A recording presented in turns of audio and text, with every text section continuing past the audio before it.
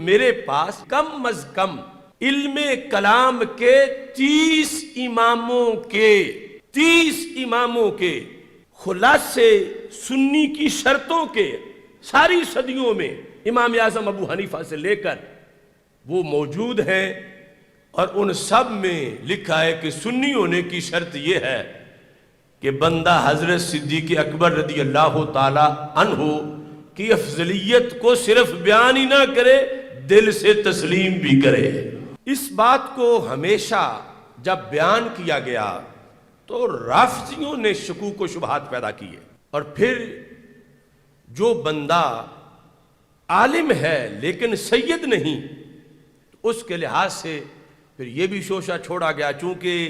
یہ سید نہیں تو شاید اس کو کوئی الرجی ہے، اس وجہ سے ایسا ہوتا ہے۔ اس پر بھی المنن الکبریٰ جو امام عبد الوہاب شارانی کی کتاب ہے، اس میں انہوں نے یہ درج کیا کہ محب تبری جو مفتی حرمین ہے، ان سے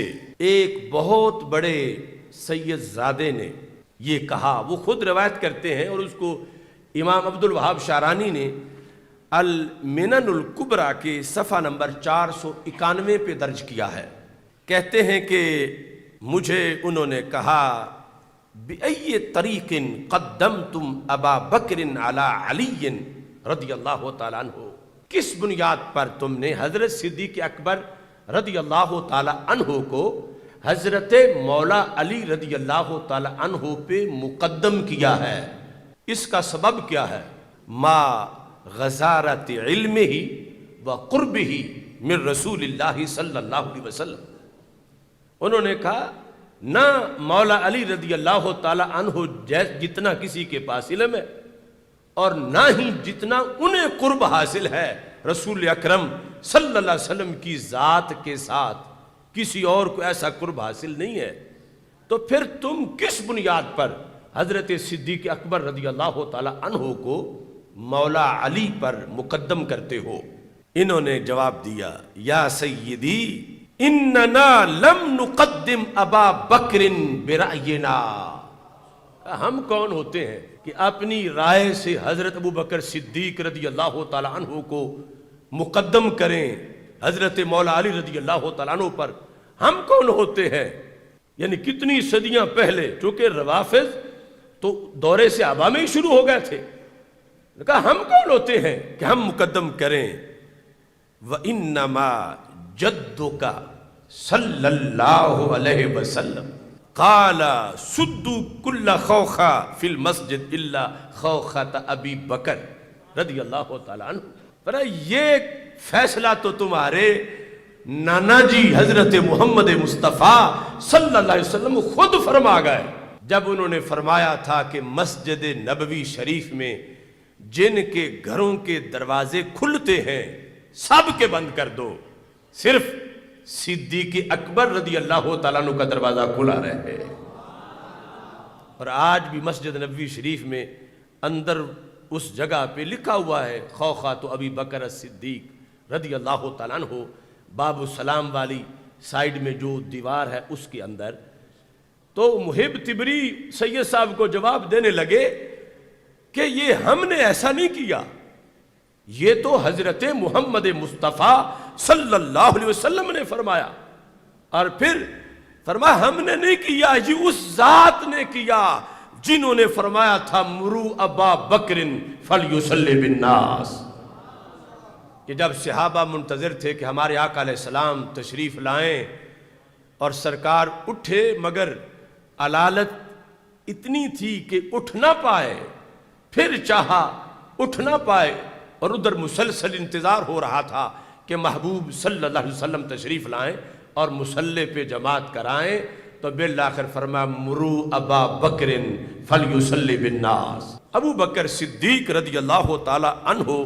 کو کہو کہ میری جگہ مصلی پہ وہ جماعت کرائیں۔ یہ انہوں نے مختصر حوالہ دیا، کیونکہ اس میں وہ لفظ بھی ہیں بخاری شریف میں کہ جب حضرت عائشہ صدیقہ رضی اللہ تعالی عنہا اصرار کر رہی تھی کہ نہیں ابا جی رقیق القلب ہیں، حضرت عمر رضی اللہ تعالیٰ عنہ کو مصلی دے دو، اور حضرت حفصہ کو بھی ہم نوا بنایا، اور سرکار سے جب کہا تو بالآخر میرے آقا صلی اللہ علیہ وسلم نے فرمایا ان کن لانتن صواحب یوسف یأبی اللہ والمؤمنون، فرمایا تم اپنی ضد نہ کرو جس طرح کہ یوسف علیہ السلام کے پاس بیٹھی خواتین ضد کر رہی تھیں، ضد میں تشبیہ ہے، اپنی بات منانے کی کوشش نہ کرو، رب کسی اور کو مانتا ہی نہیں کہ وہ میری جگہ کھڑا ہو،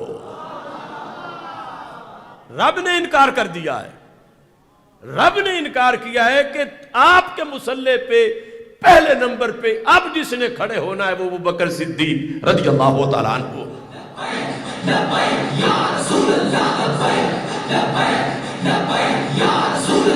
یہ محب تبری کہنے لگے وَقَرَأْنَا هَذَا الْحَدِيثَ بِالسَّنَدِ،